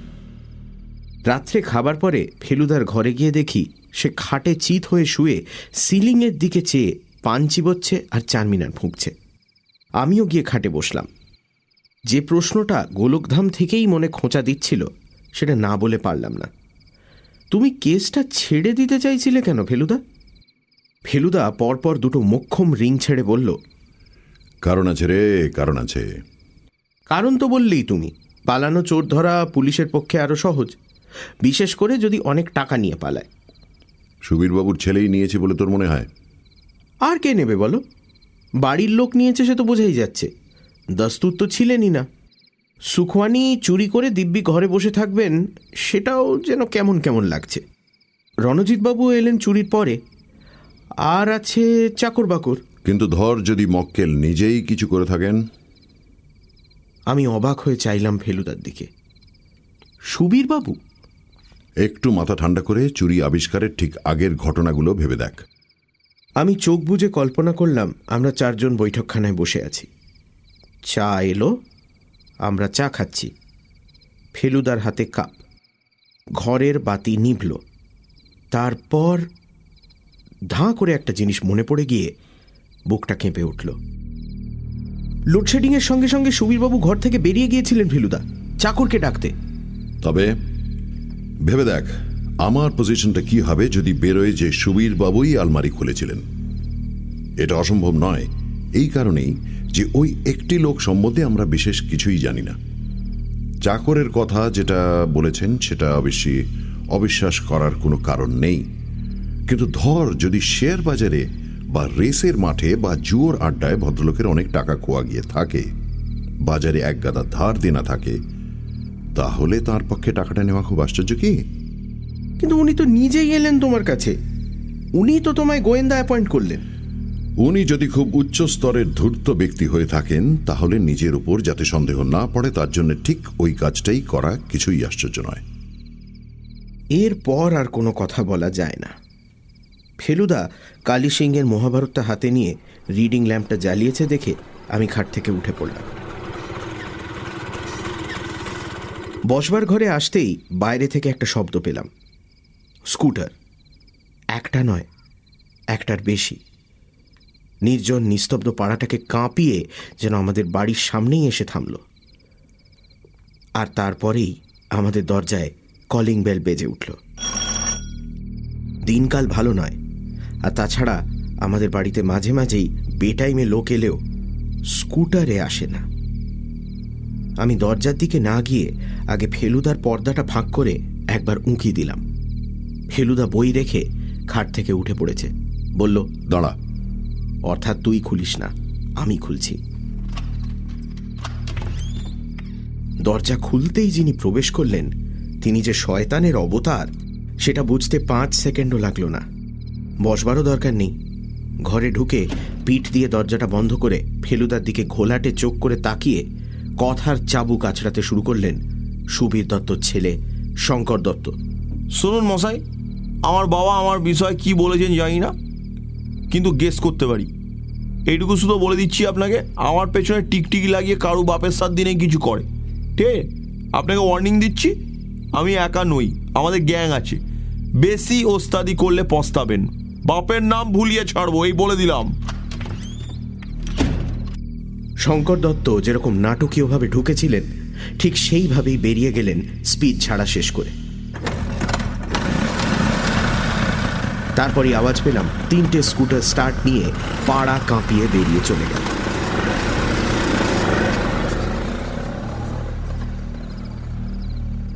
ফেলুদা এতক্ষণ স্থির হয়েছিল। স্নায়ুর ওপর অসাধারণ দখল আছে বলেই এত অপমানেও ও পাথর। ও বলে প্রচণ্ড রাগে যে ফেটে পড়ে তার চেয়ে সেই রাগ যে দমিয়ে রাখতে পারে তার মনের জোর বেশি। স্কুটারের শব্দ মিলিয়ে যাওয়ার আগেই কিন্তু ফেলুদা ঝড়ের বেগে গায়ে একটা পাঞ্জাবি চাপিয়ে পকেটে তার মানিব্যাগটা নিয়ে নিয়েছে। চতপসে ট্যাক্সি। 3 মিনিটের মধ্যে সাদার্ন অ্যাভিনিউতে একটা চলন্ত ট্যাক্সি থামিয়ে উঠে পড়লাম দুজনে। উত্তর দিকে গেছে স্কুটারগুলো এটা জানি। ল্যান্সডাউন ধরুন, বলল ফেলুদা। বড় রাস্তায় খোঁড়াখুঁড়ি, তাই ল্যান্সডাউন রোড ধরেই যাবে ওরা, এটা আমারও মনে হয়েছিল। 11:15, সাদার্ন অ্যাভিনিউ প্রায় ফাঁকা। ট্যাক্সি চালক বাঙালি, আমাদের মুখ চেনা। বললেন, কাউকে ফলো করবেন স্যার? 3টে স্কুটার। চাপা গলায় বলল ফেলুদা। আন্দাজে ভুল নেই। এলগিন রোডের মোড়ের কাছে এসে স্কুটার 3টে দেখা পাওয়া গেল। শঙ্কর একাই বসেছে একটায়, অন্য দুটোয় 2 জন করে লোক। এরা সব মার্কা মারা মাস্তান, সেটা আর বলে দিতে হবে না। আমাদের ট্যাক্সি ওদের ল্যাজ ধরে চলতে লাগলো। লোয়ার সার্কুলার রোড, কেম্যাক স্ট্রিট পেরিয়ে স্কুটারগুলো পার্ক স্ট্রিটে পড়ে বাঁ দিকে ঘুরল। এঁকে বেঁকে সাপের মতো চালানো দেখে বোঝা যাচ্ছে এদের বেপরোয়া ফুর্তির ভাবটা। ফেলুদা রাস্তার আলো বাঁচিয়ে ভিতর দিকে চেপে বসেছে। তার মাথায় কি খেলছে কিছুই বুঝতে পারছি না। মির্জা গালিব স্ট্রিট দিয়ে কিছু দূর গিয়ে স্কুটারগুলো আবার বাঁয়ে ঘুরল। Marquis street. রাস্তা সরু হয়ে আসছে, পাড়া অন্ধকার, বাতিগুলো টিমটিমে। যাতে ওরা সন্দেহ না করে তাই ফেলুদার আদেশে আমাদের ড্রাইভার ট্যাক্সি স্পিড কমিয়ে ওদের সঙ্গে দূরত্বটা একটু বাড়িয়ে নিল। আরও 2টো মোড় ঘুরে দেখলাম স্কুটারগুলো একটা বাড়ির সামনে দাঁড়িয়েছে। চালিয়ে বেরিয়ে যান, বলল ফেলুদা। বাড়ি না, এক ধরনের হোটেল, নাম নিউ করিন্থিয়ান লজ। নিউ? বাড়ির বয়স কম করে 100 বছর। ফেলুদার কাজ শেষ। বুঝলাম এদের ডেরাটা জানার দরকার ছিল। বাড়ি যখন ফিরলাম তখন 11:40। ভাড়া উঠেছে 1975।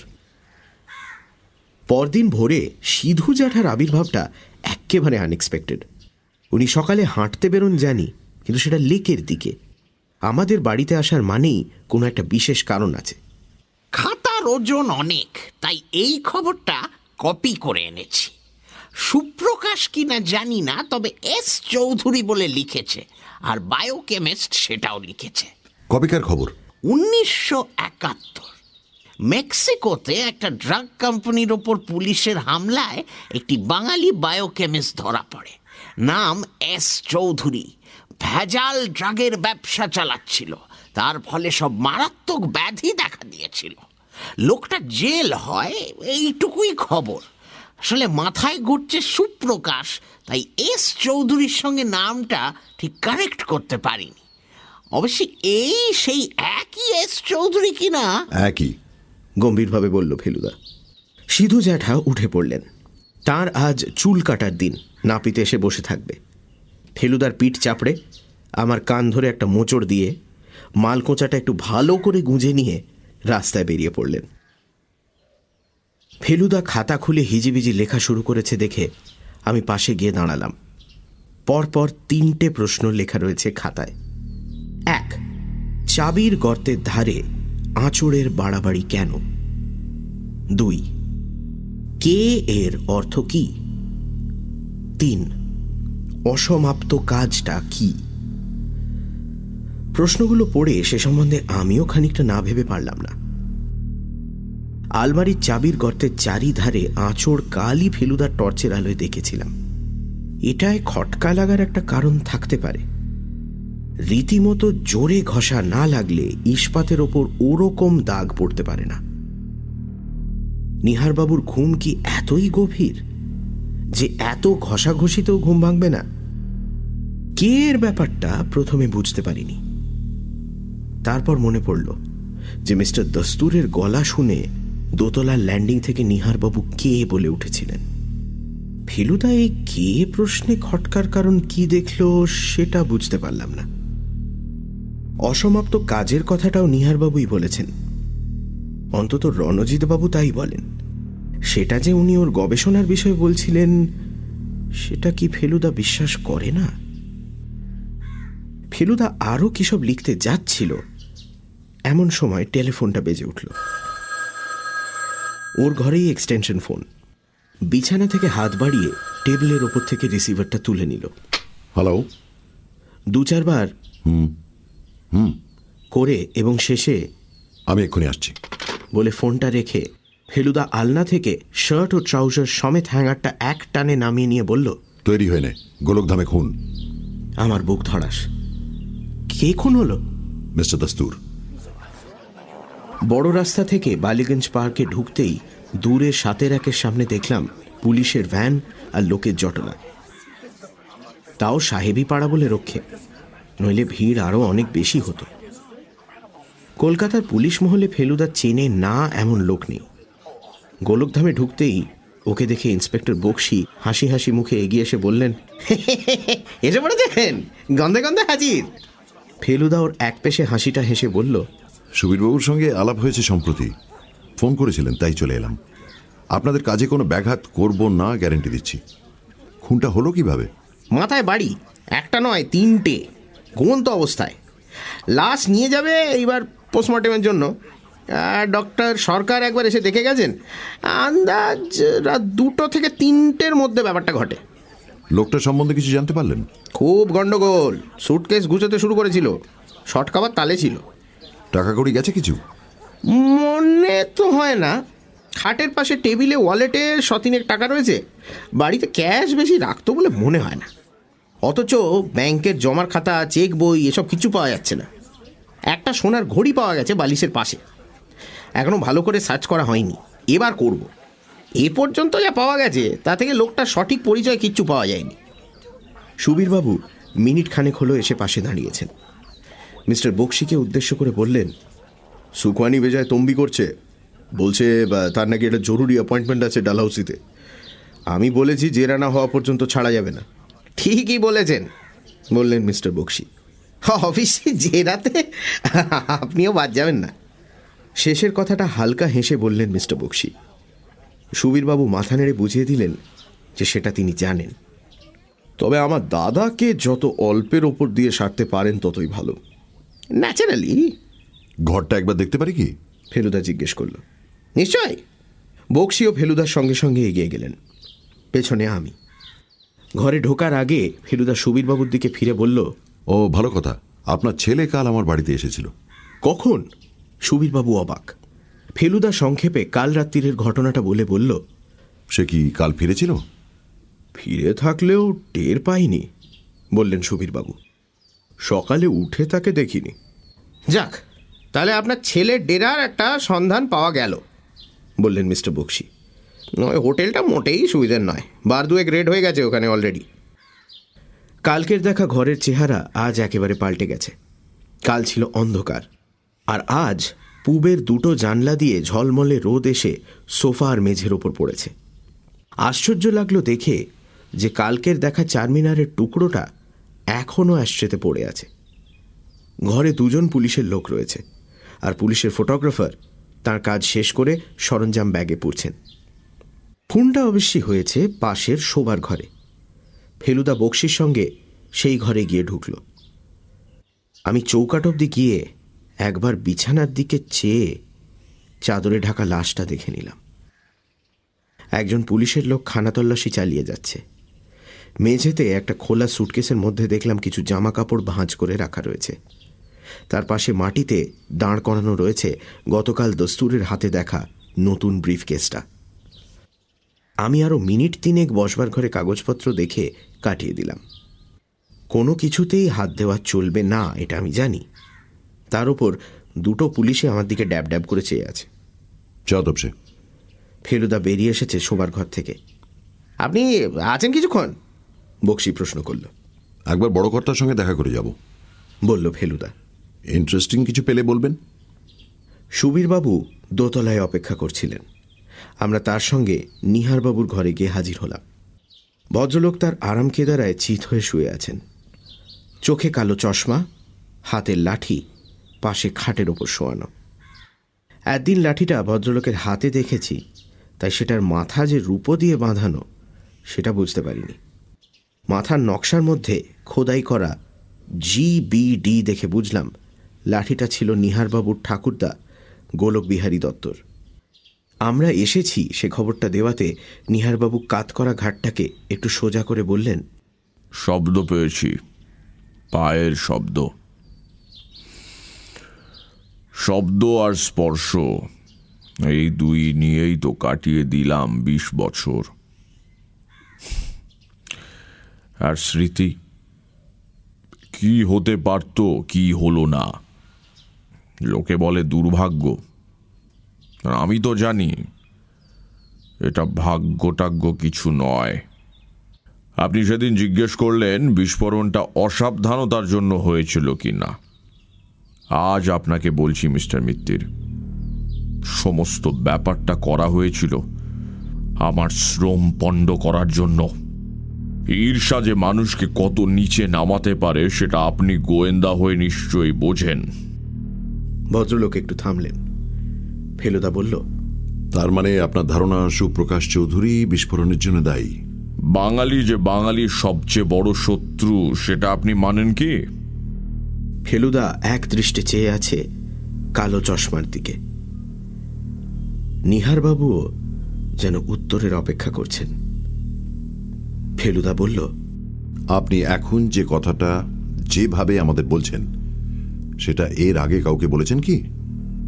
না, বলিনি, কোনোদিন না। হাসপাতালে জ্ঞান হবার পর আমার এই কথাটাই প্রথম মনে হয়েছিল, কিন্তু বলিনি। বলে কি করব?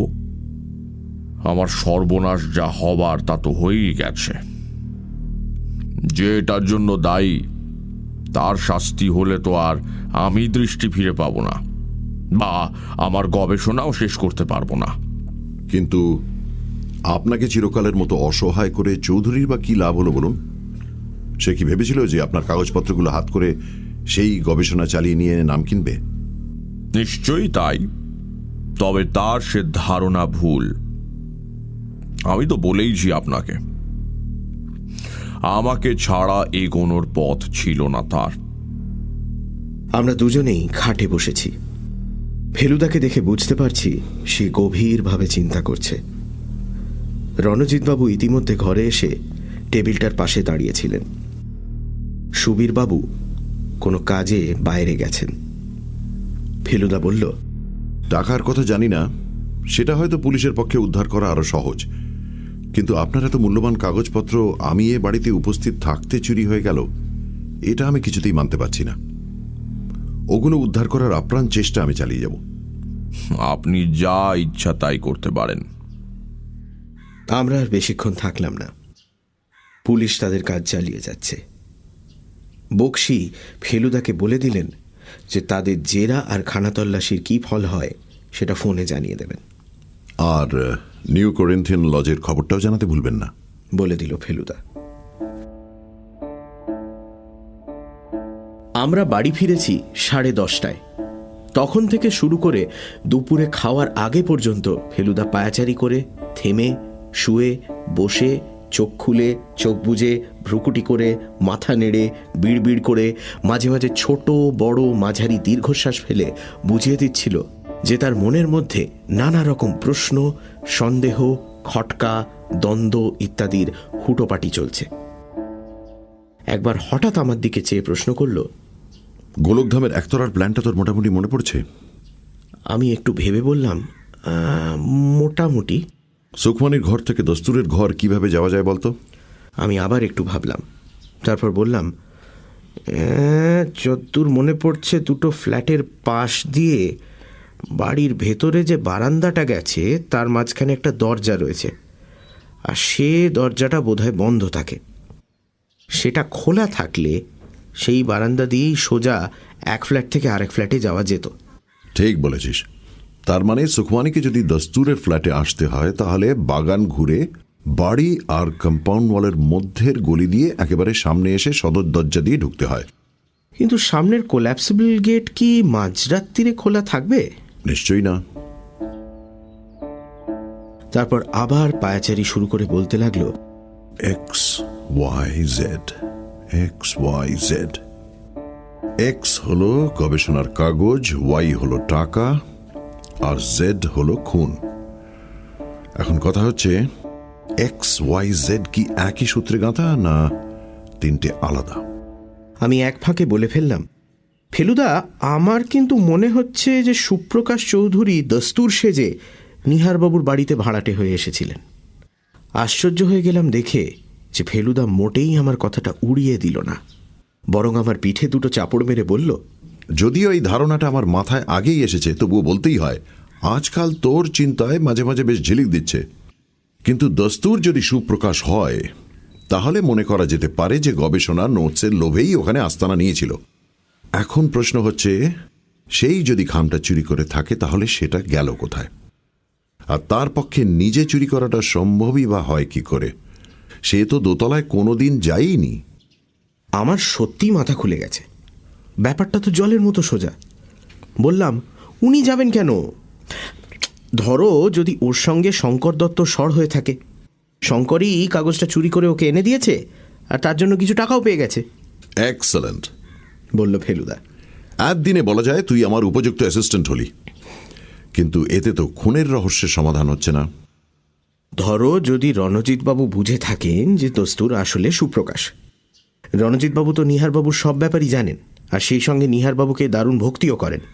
যে লোক নিহারবাবুর ভবিষ্যৎ অন্ধকার করে দিয়েছিল তার উপর প্রচণ্ড আক্রোশে খুন করতে পারেন না রণজিৎবাবু? ফেলুদা মাথা নাড়ল। খুন জিনিসটা অত সহজ নয় রে তোপসে। রণজিতের মোটিভটা মোটেই জোরালো বলা চলে না। আসল আফসোসের ব্যাপার হচ্ছে যে দস্তুর লোকটার ঘরে সার্চ করে এখন অবধি কিছু পাওয়া গেল না। অত্যন্ত সাবধানী লোক ছিলেন এই দস্তুর। আমার কি মনে হচ্ছে যেন ফেলুদা পায়াচারি থামিয়ে আমার দিকে চাইল। আমি বললাম, পুলিশের বদলে তুমি যদি সার্চ করতে তাহলে অনেক রকম ক্লু পাওয়া যেত। বলছিস? ফেলুদা নিজের ওপর কনফিডেন্স হারাচ্ছে এটা স্বপ্নেও ভাবতে পারি না, কিন্তু ওর এই বলছিস কথাটায় যেন ওটারই একটা আভাস পেলাম। আর তারপর যে কথাটা বলল তাতে মনটা আরো দমে গেল। এই গরম আর লোডশেডিংয়ে আইনস্টাইনেরও মাথা খুলতো কিনা সন্দেহ। 2টো নাগাদ ইন্সপেক্টর বক্সির ফোন এলো। দস্তুর একটা জুতোর গোড়ালির মধ্যে একটা চোরা খুপড়িতে আমেরিকান ডলার আর জার্মান মার্ক মিলে প্রায় 17,000 টাকা পাওয়া গেছে। কিন্তু এমন কোনো কাগজ বা দলিল পাওয়া যায়নি যা থেকে লোকটার বিষয়ে কিছু জানা যায়। ইলেকট্রনিক্সের নতুন কোনো দোকানের হদিশ মেলেনি। দস্তুরের কোনো বন্ধুরও সন্ধান পাওয়া যায়নি। চিঠিপত্র প্রায় ছিল না বললেই চলে। একটি মাত্র ব্যক্তিগত চিঠি আর্জেন্টিনা থেকে লেখা, যা থেকে বোঝা যায় যে সে দক্ষিণ আমেরিকায় কিছুদিন কাটিয়েছিল। বক্সির দ্বিতীয় খবর হচ্ছে এই যে নিউ করিন্থিয়ান লজের ম্যানেজারকে ছবি দেখাতে সে শঙ্করকে চিনেছে। কাল সারা রাত নাকি শঙ্কর কয়েকজন বন্ধু সমেত হোটেলের একটা ঘর ভাড়া করে সেখানে নেশা করেছে আর জুয়া খেলেছে। সকাল হতে তারা পাওনা চুকিয়ে দিয়ে চলে যায়। বক্সি বললেন এবার শঙ্করকে ধরা নাকি a matter of minutes. Feluda সব শুনে টুনে ফোনটা রেখে দিয়ে বলল, শঙ্করবাবু যদি হোটেলের পেমেন্টটা চুরির টাকায় করতেন তাহলে খুব সুবিধে হতো। যাই হোক, এটা প্রমাণ হয়ে গেল যে খুনটা সে করেনি, কারণ সেই সময়টা তার অ্যালিবাই ছিল। অ্যালিবাই কথাটার মানে অবশ্যই আমি অনেক দিন থেকেই জানি, কিন্তু যারা জানে না তাদের বাংলা ভাষায় কিভাবে বোঝানো যায় জিজ্ঞেস করাতে ফেলুদা বলল, ডিকশনারিতে যা লেখা আছে তাই লিখে দে। তাই বলছি। অ্যালিবাই মানে হলো অপরাধের অনুষ্ঠানকালে অন্যত্র থাকার অজুহাতে রেহাই পাইবার দাবি। তার মানে আমার বাড়িতে যখন খুন হয় তখন আমি করিন্থিয়ান লজে বসে জুয়া খেলছিলাম, এটাই হবে শঙ্করের অ্যালিবাই। টেলিফোনটা পেয়েও ফেলুদার উসখুস ভাব গেল না। 3টে নাগাদ দেখি ও পায়জামা ছেড়ে ট্রাউজার্স পরছে। বলল কতগুলো তথ্য সংগ্রহ করতে হবে, তাই বেরোচ্ছে। ফিরল প্রায় 4:30। আমি এই 1.5 ঘন্টা একটানা মহাভারত পড়ে শেষ করে ফেলেছি। মহাপ্রস্থানের পথে দ্রৌপদী, নকুল, সহদেব সবাই একে একে মরে গিয়ে ঠিক যখন অর্জুনের পতন হব তখন ক্রিং করে ফোনটা বেজে উঠল। আমিই ধরলাম। ফেলুদার ফোন। গোলকধাম থেকে সুবীরবাবু কথা বলতে চাইছেন। ফেলুদা তার ঘরেই ফোন ধরল। আমি বসবার ঘরে ফোনে কান লাগিয়ে দুতরফের কথাই শুনে নিলাম। হ্যালো, কে মিস্টার মিত্তির? বলুন মিস্টার দত্ত। দাদার গবেষণার নোট সমেত সিল করা খামটা পাওয়া গেছে। দস্তুরের ঘরে ছিল কি? ঠিক বলেছেন। খাটের পাটাতনের তলায় সেলোটেপ দিয়ে আটকে রেখেছিল। একদিকে সেলোটেপ খুলে গিয়ে খামটা ঝুলছিল। পেয়েছে আমাদের চাকর ভগীরথ। আপনার দাদা জানেন খবরটা? তা জানেন, তবে দাদার মধ্যে কেমন যেন একটা হাল ছেড়ে দেওয়া ভাব এসেছে। কোনো ব্যাপারেই যেন বিশেষ প্রতিক্রিয়া হচ্ছে না। আজ সারাদিন চেয়ার ছেড়ে ওঠেননি। আমি আমাদের ডাক্তারকে আসতে বলেছি। আপনার ছেলের কোনো খবর আছে? আছে, জিটি রোডে ওদের পুরো দলটাই ধরা পড়েছে। আর চোরাই টাকা? সেটা নিলেও অন্য কোথাও সরিয়ে রেখেছে। অবশ্যই চুরির ব্যাপারটা শঙ্কর সম্পূর্ণ অস্বীকার করছে। খুনের ব্যাপারে পুলিশ কি বলছে? ওরা সুখমানিকেই সন্দেহ করছে। তাছাড়া একটা নতুন ক্লু পাওয়া গেছে। দস্তুরের জানলার বাইরে পড়ে থাকা একটা দলা পাকানো কাগজ। কি লেখা আছে তাতে? ইংরেজিতে এক লাইন হুমকি। অতিরিক্ত কৌতূহলের পরিণাম কি জানো তো? সুখমানি কি বলে? সে সম্পূর্ণ অস্বীকার করছে। তার ঘর থেকে যে দস্তুরের ঘরে যাবার কোনো উপায় নেই সেটা ঠিকই, কিন্তু একটা ভাড়াটে গুন্ডা পাইপ বেয়ে দোতলার বারান্দায় উঠে তারপর সিঁড়ি দিয়ে নিচে নেমে এসে অনায়াসেই সে কাজটা করতে পারে। ঠিক আছে, আমি একবার আসছি। ফেলুদা ফোনটা রেখে দিয়ে প্রথমে আপন মনে বিড়বিড় করে বলল, এক্স আর ওয়াই তাহলে একই লোক। এখন প্রশ্ন হচ্ছে জেডকে নিয়ে।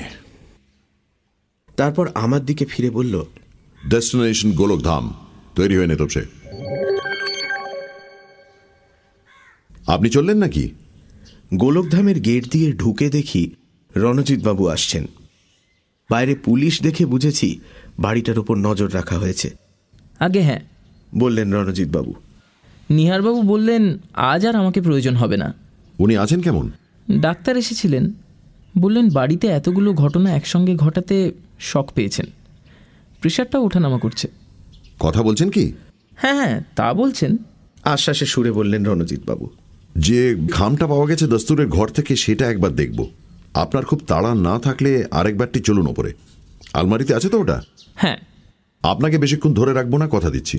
এই বাড়িতে তো আর বিশেষ আশা টাশা হবে না। কিন্তু খাম তো সিল করা। কিন্তু ভাব করে বললেন রণজিৎবাবু। তাহলেও আমি জিনিসটা একবার শুধু হাতে নিয়ে দেখতে চাই।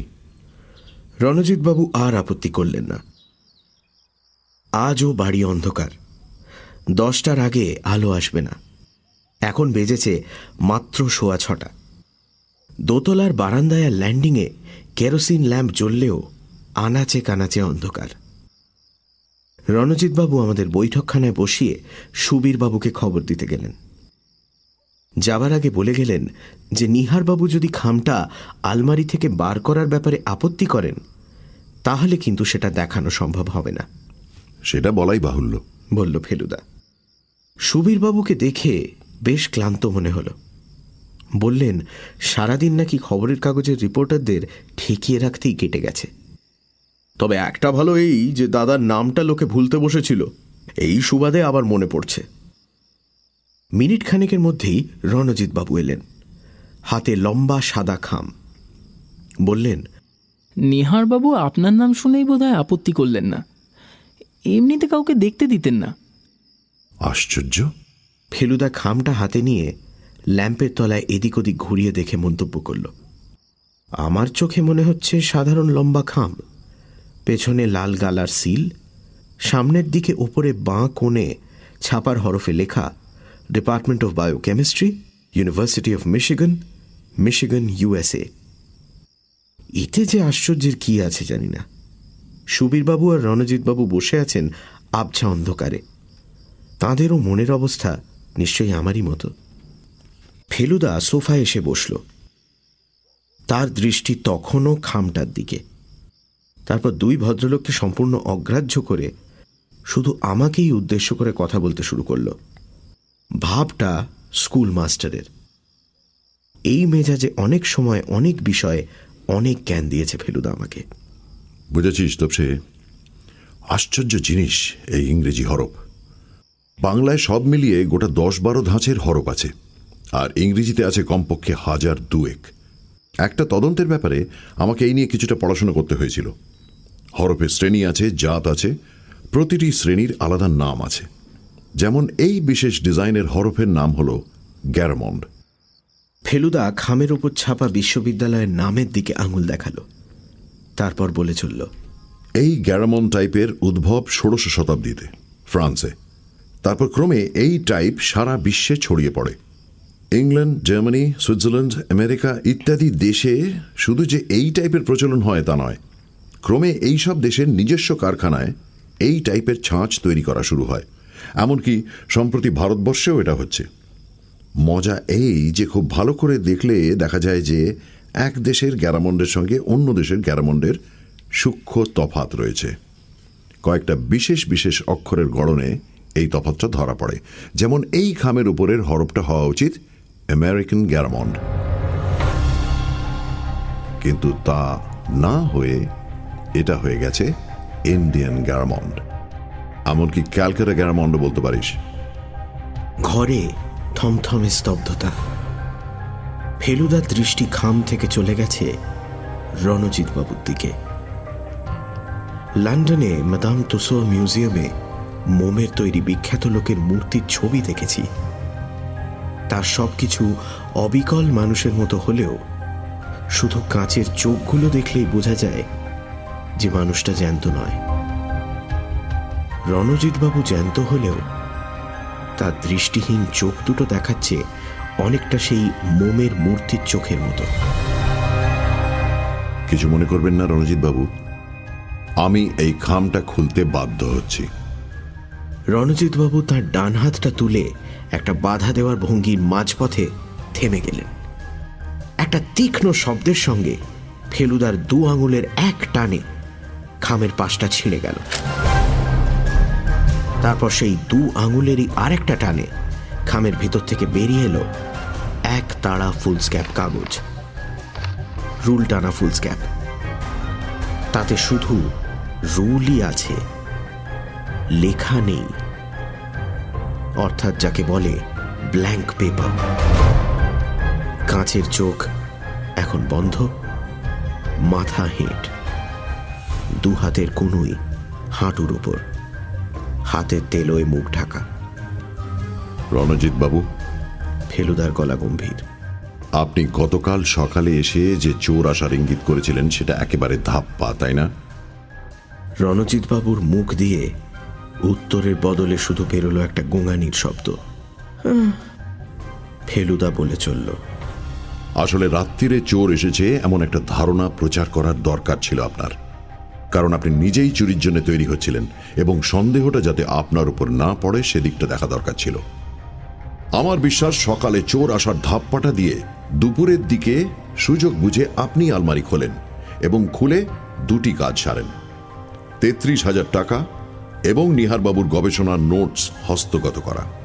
আমার বিশ্বাস এই জাল খামটা কাল তৈরি ছিল না, এটা আপনি রাতারাতি ছাপিয়ে নিয়েছেন। এটার হঠাৎ প্রয়োজন হলো কেন সেটা জানতে পারি কি? রণজিৎবাবু এবার ফেলুদার দিকে চোখ তুললেন, তারপর ধরা গলায় বললেন, কাল বিকেলে দস্তুরের গলা শুনে নিহারবাবু ওকে সুপ্রকাশ চৌধুরী বলে চিনতে পেরেছিলেন। আমায় বললেন 20 বছর পরে লোকটার লোভ আবার মাথা চাড়া দিয়ে উঠেছে, আমার কাগজপত্র ওই সরিয়েছে। তখন বুঝেছি, তখন আপনি ভাবলেন চুরিটা দস্তুরের ঘাড়ে চাপানোর এই সুযোগ। আপনি তো পুলিশ চলে যাবার পর সেলেটের দিয়ে খামটাকে খাটের তলায় আটকে ঝুলিয়ে রেখেছিলেন, ঠিক এমন ভাবে যাতে নিচু হলেই সেটা চোখে পড়ে, তাই না? রণজিৎবাবু প্রায় ডুকরে কেঁদে উঠলেন। আমায় মাফ করবেন, আমি ফেরত দিয়ে দেবো টাকা আর কাগজপত্র, আমি কালই ফেরত দিয়ে দেবো। মিস্টার মিত্তির, আমি লোভ সামলাতে পারিনি, সত্যি বলছি, আমি লোভ সামলাতে পারিনি। ফেরত আপনাকে দিতেই হবে, না হলে আপনাকে পুলিশের হাতে তুলে দেবো, সেটা বুঝতেই পাচ্ছেন। আমি জানি, বললেন রণজিৎবাবু। তবে একটা অনুরোধ, নিহারবাবু যেন জানতে না পারেন।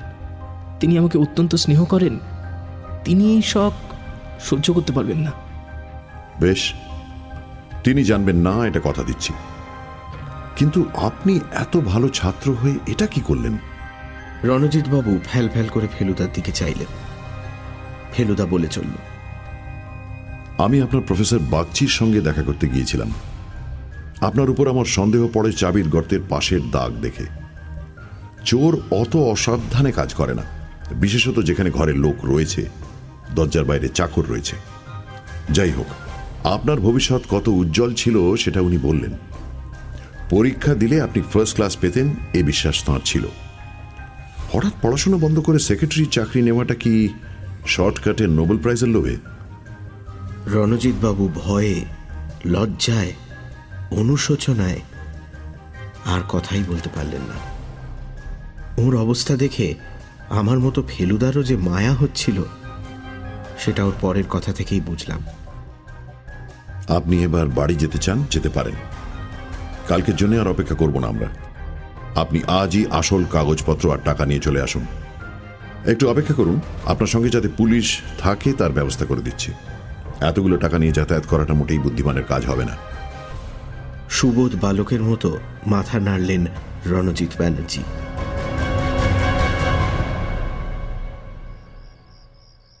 সুবীরবাবু তার ছেলে সম্বন্ধে যাই বলে থাকুন না কেন, সে যে চুরি করেনি সেটা জেনে তার নিশ্চয়ই খানিকটা নিশ্চিন্ত লাগছে।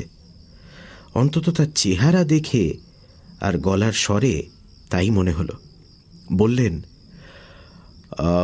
একবার দাদার সঙ্গে দেখা করে যাবেন কি? নিশ্চয়ই, বলল ফেলুদা। সেটাই তো আসল কাজ। সুবীরবাবুর পেছন পেছন আমরা নিহারবাবুর ঘরে গিয়ে হাজির হলাম। আপনারা এসেছেন? চেয়ারে শোয়া অবস্থায় প্রশ্ন করলেন নিহারবাবু। আগে হ্যাঁ, বলল ফেলুদা। আপনার গবেষণার কাগজপত্রগুলো ফেরত পেয়ে নিশ্চয়ই খানিকটা নিশ্চিন্ত বোধ করছেন। ওগুলোর আর বিশেষ কোনো মূল্য নেই আমার কাছে। নিচু গলায় ক্লান্তভাবে বললেন নিহারবাবু। একদিনে একজন মানুষ এত ফ্যাকাশে হয়ে যেতে পারে সেটা আমার ধারণাই ছিল না। কালকেও দেখে মনে হয়েছে ভদ্রলোক রীতিমতো শক্ত। আপনার কাছে মূল্য না থাকলেও আমাদের কাছে আছে, বলল ফেলুদা। বিশ্বের অনেক বৈজ্ঞানিকের কাছে আছে। সে আপনারা বুঝবেন। আপনাকে শুধু একটা প্রশ্ন করতে চাই, কথা দিচ্ছি এর পরে আর বিরক্ত করব না। নিহারবাবুর ঠোঁটের কোণে একটা ম্লান হাসি দেখা দিল। বললেন, বিরক্ত আর করবেন কি করে? বিরক্তির অনেক ঊর্ধ্বে চলে গেছি যে আমি। তাহলে বলি শুনুন, কাল টেবিলের উপর দেখেছিলাম ঘুমের ট্যাবলেট 10টা, আজও দেখছি 10টা। আপনি কি কাল তাহলে ঘুমের ওষুধ খাননি? না, খাইনি। আজ খাবো। তাহলে আসি আমরা। দাঁড়ান। নিহারবাবু তার ডান হাতটা ফেলুদার দিকে বাড়িয়ে দিলেন। দুজনের হাত মিলল। ভদ্রলোক ফেলুদার হাতটা বেশ ভালো করে ঝাঁকিয়ে দিয়ে বললেন, আপনি বুঝবেন, আপনার দৃষ্টি আছে। বাড়িতে এসেও ফেলুদা গম্ভীর, কিন্তু তা বলে আমি অত রহস্য বরদাস্ত করব কেন? চেপে ধরে বললাম, ঢাক ঢাক গুড় গুড় চলবে না, সব খুলে বলো। ফেলুদা উত্তরে রামায়ণে চলে গেল। ওর সাসপেন্স বাড়ানোর কিছু কায়দা আমি সত্যিই বুঝে উঠতে পারি না। রামকে বনবাসে পাঠানোর 6 দিন পর দশরথের হঠাৎ মনে পড়েছিল যে তিনি যুবরাজ অবস্থায় একটা সাংঘাতিক কুকীর্তি করে ফেলেছিলেন, আর সেই কারণেই আজ তাকে পুত্র শোক ভোগ করতে হচ্ছে। তোর মনে আছে সে কুকীর্তিটা কি? রামায়ণটা টাটকা পড়া ছিল না, কিন্তু এই ঘটনাটা মনে ছিল। বললাম, অন্ধমুনির ছেলে রাত্রে নদীতে জল তুলছিল কলসিতে। দশরথ অন্ধকারে শব্দ শুনে ভাবলেন বুঝি হাতি জল খাচ্ছে। উনি শব্দভেদী বান মেরে ছেলেটিকে মেরে ফেলেছিলেন। গুড। অন্ধকারে শব্দ শুনে লক্ষ্যভেদ করার এই ক্ষমতাটা ছিল দশরথের। নিহার বাবুরও ছিল। নিহার বাবু? আমি প্রায় চেয়ার থেকে পড়ে যাচ্ছিলাম। ইয়েস স্যার, বলল ফেলুদা। রাত জাগতে হবে বলে ঘুমের ওষুধ খাননি। সবাই যখন ঘুমে অচেতন তখন খালি পায়ে সিঁড়ি দিয়ে নেমে চলে যান দস্তুর সুপ্রকাশের ঘরে। এই ঘরে এককালে ওর ভাইপো থাকত। ঘর ওর চেনা, হাতে ছিল অস্ত্র, রূপো দিয়ে বাঁধানো জাঁদরের লাঠি। খাটের কাছে গিয়ে লাঠি দিয়ে মক্ষম ঘা, একবার নয় 3 বার। কিন্তু কিন্তু আমার এখনো সাংঘাতিক গোলমাল লাগছে। এসব কি বলছে ফেলুদা? লোকটা তো অন্ধ। একটা কথা কি মনে পড়ছে না তোর? অসহিষ্ণুভাবে বলল ফেলুদা। সুকমানি কি বলেছে দস্তুর সম্পর্কে? বিদ্যুতের ঝলকের মতো কথাটা মনে পড়ে গেল। দস্তুরের নাক ডাকতো। এক্স্যাক্টলি, বলল ফেলুদা। তার মানে বালিশের কোনখানে মাথা, কোন পাশে ফিরে রয়েছে, এই সবই বুঝতে পেরেছিলেন নিহারবাবু। যা শ্রবণ শক্তি এত প্রখর, তার আর এর চেয়ে বেশি জানার কি দরকার? এক ঘায়ে যদি না হয় 3 ঘায়ে তো হবেই। আমি কিছুক্ষণ হতভম্ব হয়ে থেকে ভয়ে ভয়ে বললাম, এই অসমাপ্ত কাজটার কথাই কি বলেছিলেন নিহারবাবু? প্রতিশোধ? প্রতিশোধ, বলল ফেলুদা। জিঘাংসা। অন্ধেরও দেহ মনে প্রচণ্ড শক্তির সঞ্চার করতে পারে এই প্রবৃত্তি। এই জিঘাংসাই তাকে এতদিন বাঁচিয়ে রেখেছিল। এখন তিনি মৃত্যুশয্যায়, আর সেই কারণেই তিনি আইনের নাগালের বাইরে। আরো 17 দিন বেঁচেছিলেন নিহার রঞ্জন দত্ত। মারা যাওয়ার ঠিক আগে তিনি উইল করে তার গবেষণার কাগজপত্র আর জমানো টাকা দিয়ে গিয়েছিলেন তার বিশ্বস্ত মেধাবী সেক্রেটারি রণজিৎ বন্দ্যোপাধ্যায়কে।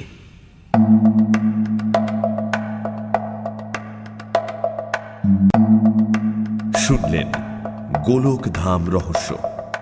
ফেলুদার ভূমিকায় সব্যসাচী চক্রবর্তী, তোপসে সুবীর দত্ত, মিস্টার দাস্তুর, মিস্টার সুখওয়ানি, সিধু জ্যাঠা এবং ইন্সপেক্টর বক্সির ভূমিকায় দীপ, রণজিৎ ব্যানার্জির ভূমিকায় নীল, শঙ্কর দত্ত এবং নিহার দত্তর ভূমিকায় মীর।